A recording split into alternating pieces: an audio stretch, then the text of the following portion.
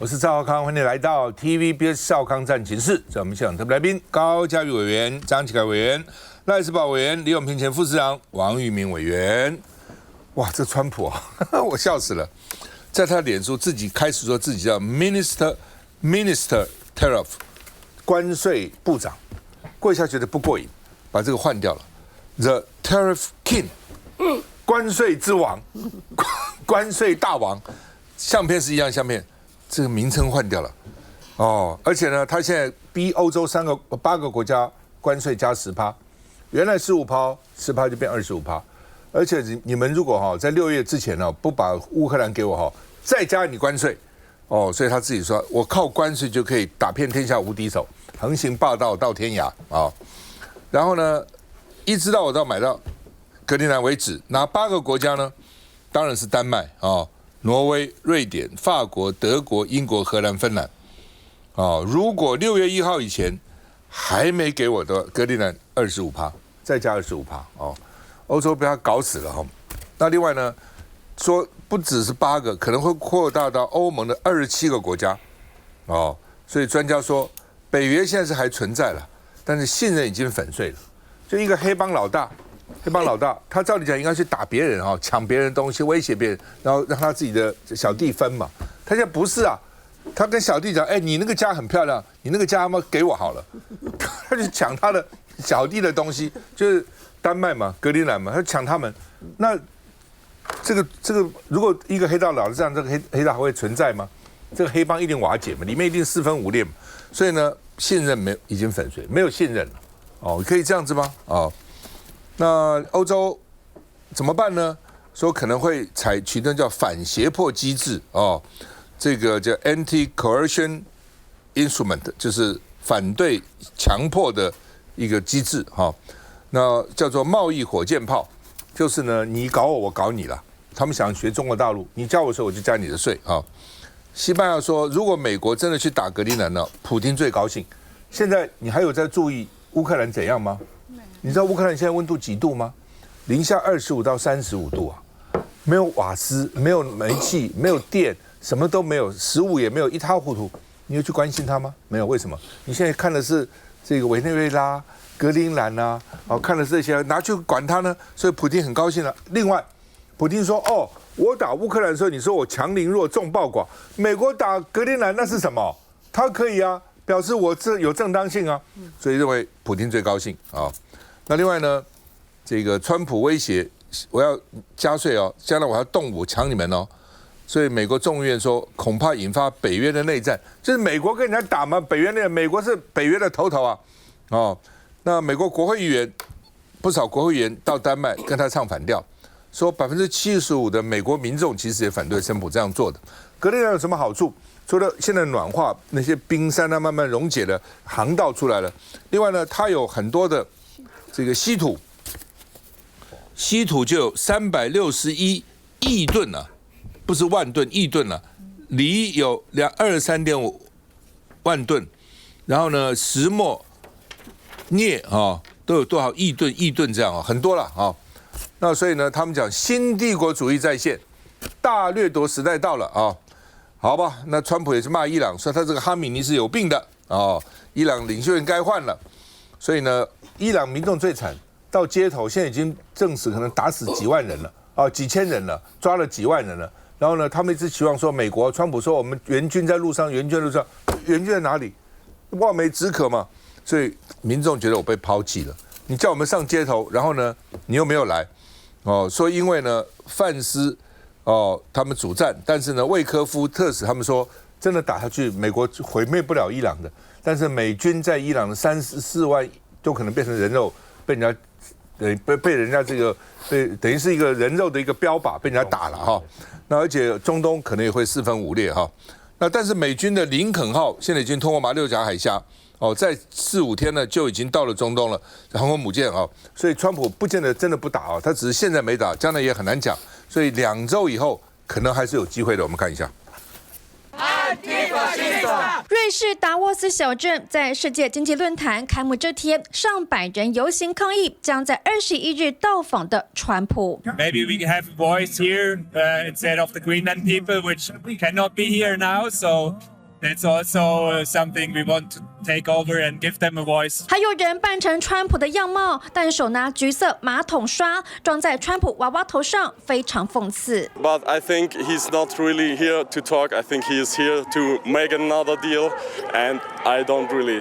川普眼下最想达成的交易是夺取丹麦的自治领地格陵兰，将以关税施压欧洲8国，包含丹麦、挪威、瑞典、法国、德国、英国、荷兰、芬兰。2月1号起，输美商品将被加征10%的关税，6月1号起再提高到25%，直到美国买下格陵兰为止。欧盟承诺维护丹麦与格陵兰主权，欧洲8国联合声明与丹麦和格陵兰团结一致。法国总统马克宏则打算反胁迫，可能对美国数位服务施加贸易限制。A declaration of a political war between Trump administration and Europe. 不过，德国在关税威胁后突然撤走派往格陵兰的15人小队，目前撤军原因不明。The European leaders will come around and they will understand that they need to be under the U.S. security umbrella. We are peace through strength.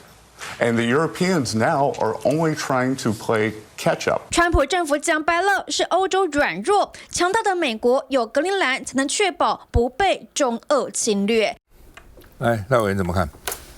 我们看格陵兰呢，这个事情现在闹得非常大哈。那这个川普一副志在必得的样子哦，他除了这个节目刚刚你提到的哦，说我关税或者是什么，或者是要怎么样，那么还有个东西没有讲，买票啊。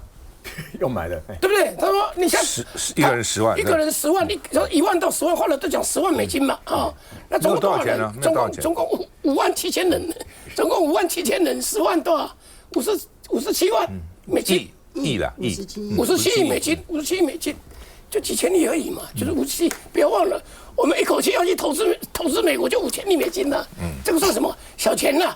所以买票或者是军武，或者是什么。”贸易就关税的制裁啊，那这个来看呢，我们就想一下啊，就以这个买票，现在看起来好像声音比较少了哈。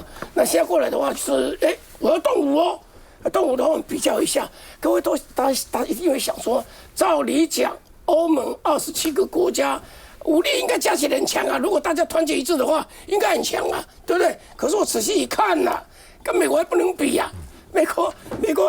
一个国家啊，它1年的军事的一个花费啊是9000亿美金，欧盟全部加起来就4000多亿美金，哪个一半啦？哪个一半？可是呢，人数欧盟比较多，人数欧盟大概有将近200万，美军大概140万左右。哦，这里面，但是你一看的话，这个欧盟会跟美国打吗？说这个武力，美国如果侵入的话，那个会怎么样？那看到最新的另外一则的报道是什么？德国本来也去了，派人去了，不过美国就派很少了，几十个人啊，十几个人呢，或者有派2个、几个，15个还是13个，去什么探勘啊什么之类的哦。德国跑掉了，你要扣我关税啊，2天就走了，不得了，我要加10%啦，后来要加25%，那么就看贸易，他说贸易的制裁，因为本来要签一个这个美国跟欧盟要签一个贸易协议，结果现在呢就暂缓，这个我不签了。那我们就看了，美国对欧盟是逆差的，那么欧盟等于赚美国大概2000亿美金，这个金额是非常高了啊，这个非常高了。所以老实讲，你就看嘛，你到底美国需要欧盟多，还是欧盟需要美国多？看起来欧盟需要美国多。那为什么格陵兰这个川普一定要？这里面来讲大致上，很多专家讲就三大的因素了。第一个就是战略位置嘛，所以如果因为现在这个是北极的那边软化了之后可以用的话，如果你没有占领的话，那个中俄之间在那里的话，它射飞弹这个可以又快又准嘛。然后那个地方又是欧洲到亚洲一个必经之地啊，如果通过那里的话，可以少掉9天到15天。另外，主持人刚刚提到的。非常重要的是什么？是它的稀土。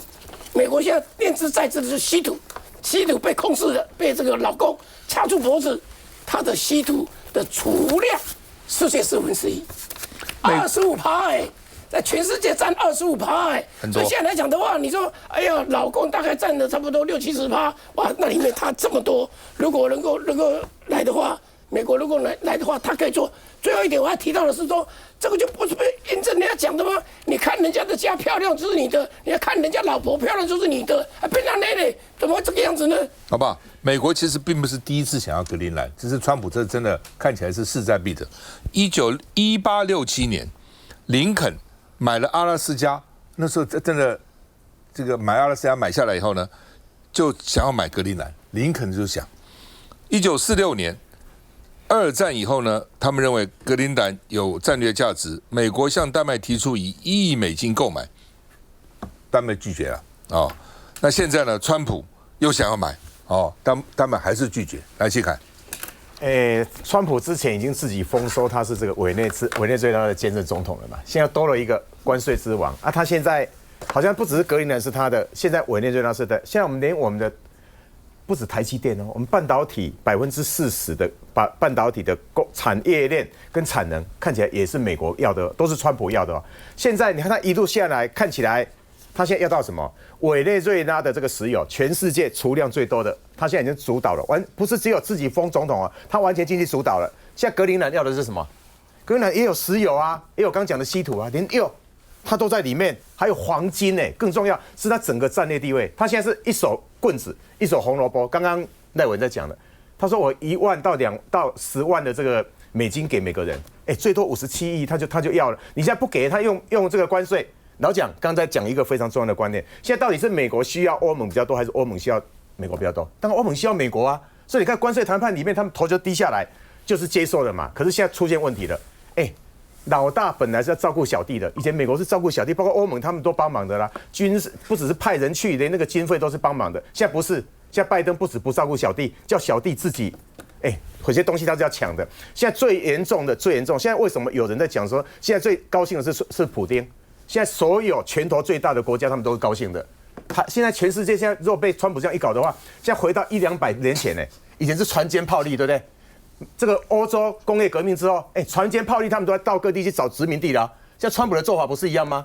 那下来这样搞的话，大家就会问：当初美国或者欧盟在谴责普丁去入侵这个乌克兰的时候，不是完全都合理化的吗？刚赵大哥讲，现在乌克兰的民众多可怜，不只是寒冬，他们被占领的土地，他们已经多少那个老剩下只剩那个年轻人已经死掉多少人了。家破人亡，现在谁在帮他们讲话？焦点都完全没有在乌克兰这个家破人亡上面哦。那台湾现在是不是也碰见一个大的问题？当船坚炮利，大家都比拳头的时候，台湾安全到底有没有得到一个保障？特别我要提醒一个点很重要，我们刚才在讲川普对台湾已经跟以前拜登跟我们是不一样的，对不对？他一直在讲说，那个在我任内，习近平不会动手，可是以后我就不知道了。然后他是今年大家还记得吗？4月份他是要去跟习近平要碰面的。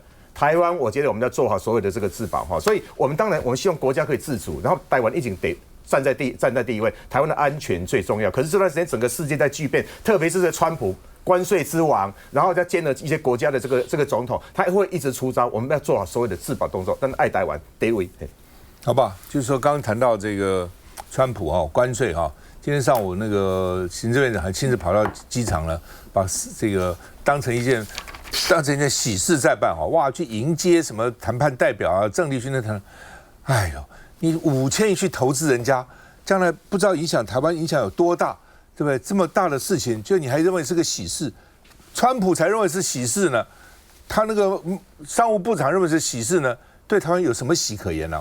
休息下再讨论。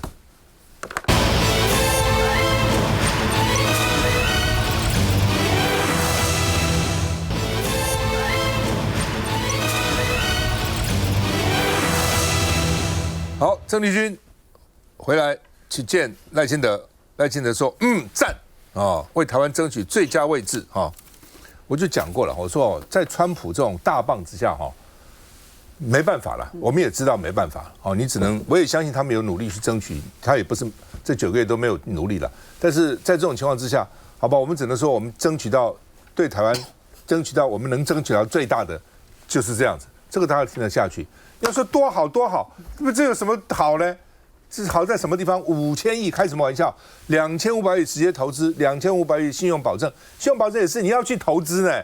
信用保不是你不要去投资呢，只是你去投资以后，我保证你，我贷款给你，或是我怎样，万一赔了，我怎样赔你，就这个样子嘛。不是表示说不要去投资呢，就是5000亿扎实，就是5000亿投资，5000亿多少钱呢？我不讲给你听过吗？1000亿美金就是3兆台币，3兆台币就是你台湾找3万家中小企业，鼓励它发展，一家给它1亿元，也不够1000亿美金，5000亿，哦，一定会排挤嘛。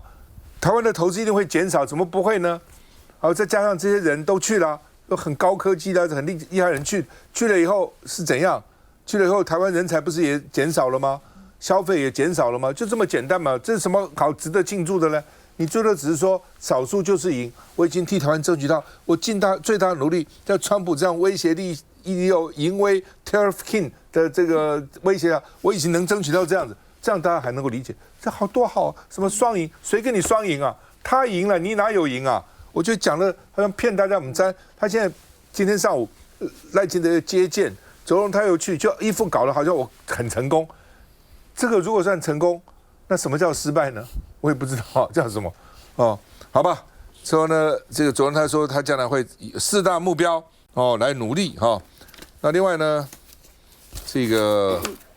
郑丽君说呢，关税完成总结会议了，哦，那现在呢还要几个礼拜以后会有最后一里路，现在还不知道关税到底怎么样。你现在对台湾的农产品有没有影响？汽车到底是不是零关税？现在港口停了几万辆车，从2024年底进口，2025到就停在那边了，大家在等关税能不能下降，通通不知道。你一次告诉我们到底怎样嘛？哦，美国商务部长说。这2500亿是包括台积电1000亿，台积电其实一共要答应投1650亿，只是650亿是拜登时代他们不算，后来又被他逼的，哦，所以你没有符合我的 DEI 啊，没有用同性恋的工程师啊，没有用那种我表面看是男的，其实我内心是女的啊，没有用这种人啊哈，然后没有用这个盲人的这个供应商啊，没有在我的无尘区里面设托儿所啊。哦，你做得到吗？当然做不到嘛，哪里去找呢？怎么可能做呢？那做不到，对不对？再加1000亿，就是这1000亿，哦，这1000亿在这2500亿里面啊，但是你还要在1500亿，还有那另外2500亿呢啊。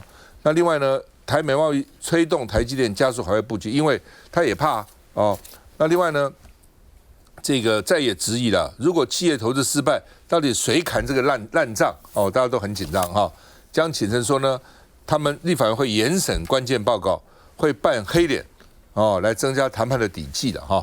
因为关税只需要2读，哦，不需要3读，所以呢，立法院将来怎么审，其实蛮重要的。我们看一下。